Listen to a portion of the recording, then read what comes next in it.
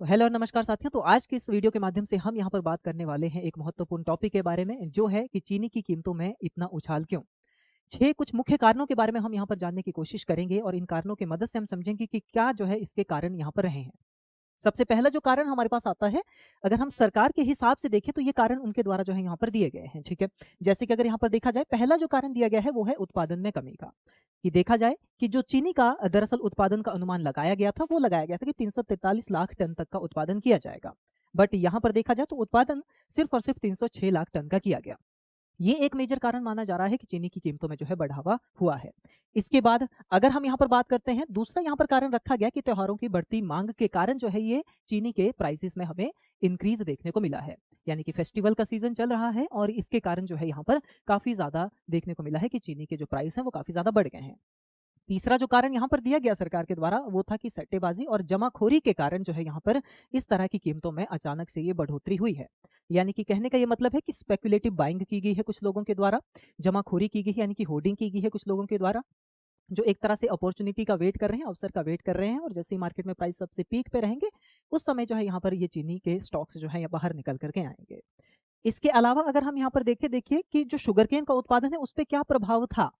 अगर देखा जाए यहाँ पर, तो उत्पादन जो शुगरकेन का रहा है जिससे चीनी बनती है, तो गन्ने का उत्पादन देखा जाए तो वर्ष 2024 में जो उत्पादन था वो लगभग 453 मिलियन टन के आसपास का था। इसके अलावा अगर हम यहाँ पर बात करते हैं, वही उत्पादन बढ़ करके वर्ष 2025 में जो है 500 मिलियन टन के आसपास का हो गया था। बट फिर भी यहाँ पर जो है चीनी के उत्पादन में ये गिरावट क्यों है, कमेंट करके ये जरूर बताइएगा। चलिए अगले कारण की यहाँ पर बात करते हैं। इथेनॉल को लेकर के विवाद यहाँ पर एक सामने आता है कि जो गन्ने का उत्पादन होता है उसका मैक्सिमम अभी के समय पे जो हिस्सा है वो इथेनॉल के उत्पादन में जा रहा है, इथेनॉल की प्रोडक्शन में जा रहा है। ये कारण जो है यहाँ पर विपक्ष के द्वारा भी सामने रखे गए हैं। बट अगर यहाँ पर देखा जाए, देखिए सरकार ने इस पहलू को भी बिल्कुल नकारा है कि यहाँ पर देखा जाए कि पहले के समय में जो उत्पादन होता था, लगभग 12% जो चीनी का इस्तेमाल यहाँ पर लिया जाता था, वो घट करके अब सिर्फ 9% रह गया है। तो इसको एक कारण नहीं माना जा सकता कि इथेनॉल की प्रोडक्शन की वजह से जो है चीनी की कीमतों में बढ़ोतरी हुई है। बट ये कारण कहाँ तक सही है, कहाँ तक गलत है, वो जो है यहाँ पर आप कमेंट करके बता सकते हैं कि आपको इसके बारे में क्या लगता है। बट अगर देखा जाए यहाँ पर, तो इथेनॉल प्रोडक्शन का भी काफी ज्यादा इफेक्ट जो है इस चीनी के दामों पे पड़ा है, वो सीधी सी बात है। इसके बाद पांचवा कारण जो यहाँ पर दिया गया, वो दिया गया Indian sugar and bio energy manufacture association के द्वारा। इनके द्वारा ये बताया गया कि भारत में चीनी की कोई वास्तविक कमी है ही नहीं।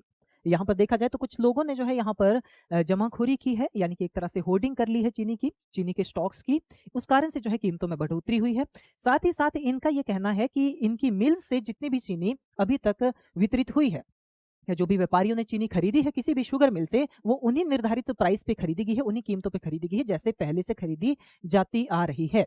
तो यहाँ पर भी देखा जाए तो इससे भी कोई कारण स्पष्ट नहीं होता। इसके अलावा देखा जाए तो कुछ ये कारण भी दिए जा रहे हैं शुगर मिल्स के द्वारा कि डीजल की कीमतों में बढ़ोतरी होने की वजह से, मशीनरीज की कीमतों में बढ़ोतरी होने की वजह से, जो वेस्ट एशिया में युद्ध हो रहा है, वो कारण जो डीजल की कीमतों में बढ़ोतरी कर रहे हैं, उसी के कारण कहीं ना कहीं जो है शुगर मिल ने भी ये बढ़ाया होगा। बट यहाँ पर ये क्लियर हो गया कि शुगर मिल एसोसिएशन के द्वारा जो कहा गया कि एक्स मिल्स जो प्राइस हैं, यानी कि जिस प्राइस में जो है शुगर शुगर मिल से निकली हुई है, वो पहले की तरह ही स्थिर है, उसमें कोई भी बढ़ोतरी नहीं की गई है। छठा जो कारण यहाँ पर हमें देखने को मिलता है, वो कारण दिया गया, वो है कि सरकार के द्वारा इस पे काम किया जा रहा है और इसके लिए एक राहत का कदम उठाया गया है कि भारत के लिए जो भी शुगर इंपोर्ट की जाएगी, और शुगर इंपोर्ट का जो जिम्मा है वो एपीडा ऑर्गेनाइजेशन के पास जो है यहाँ पर भारत सरकार ने दिया है।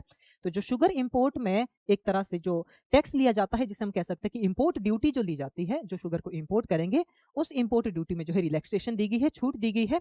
लगभग अगर देखिए 10 लाख टन तक का कच्ची चीनी सामग्री अगर जो है इंपोर्ट की जाती है भारत में, तो उस पर किसी तरह की इंपोर्ट ड्यूटी नहीं देनी होगी। जैसे ही ये अमाउंट एक्सीड होता है, उसके बाद इंपोर्ट ड्यूटी जो है यहाँ पर ली जाएगी। तो ये एक बेहतर कदम रहता है, जिसके द्वारा यहाँ पर देखा जाए कि चीनी की कीमतों में आने वाले समय में जो है यहाँ पर एक तरह से गिरावट आ सकती है। और यही जो है यहाँ पर आईएसएमए के द्वारा भी कहा गया कि सरकार के इस राहत वाले कदम से जो है यहाँ पर क्या हो सकता है कि आने वाले समय में हो सके कि चीनी की कीमतों में जो है यहाँ पर एक तरह से गिरावट आए। बट एक तरफ से सरकार ने पूरी तरह से इस बात को भी नकार दिया है कि जो इथेनॉल प्रोडक्शन है, इथेनॉल में चीनी के डाइवर्जन जो है एक तरह से कोई बड़ा कारण नहीं है कि जिसके कारण जो है चीनी की कीमतों में ये उछाल आए हों। बाकी आपका इसमें क्या पक्ष है, आपका इसमें क्या कहना है, कमेंट में जरूर बताइएगा।